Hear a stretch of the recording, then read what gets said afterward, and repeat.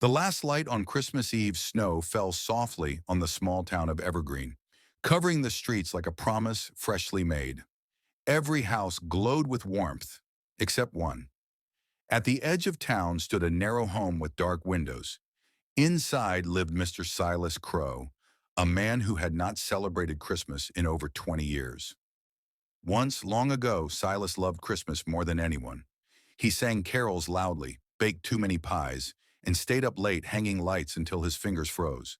But the year his wife passed away on Christmas morning, the season lost its color. Since then, Silas turned off his lights every December and waited for winter to end. That Christmas Eve, a fierce storm knocked out power across Evergreen. One by one, the town lights went dark. The streets were swallowed by shadow, except for a single golden glow flickering from Silas's window.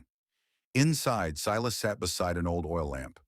It was the same lamp his wife had lit every Christmas Eve. He had almost thrown it away years ago, but couldn't.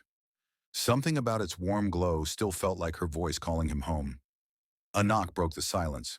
Silas frowned. No one ever visited him.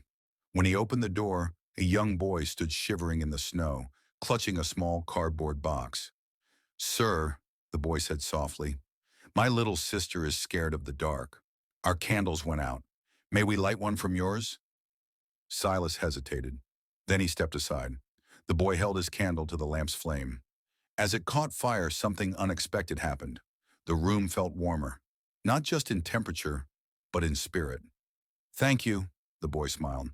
"Merry Christmas." As the door closed, Silas stared at the lamp. Memories rushed back.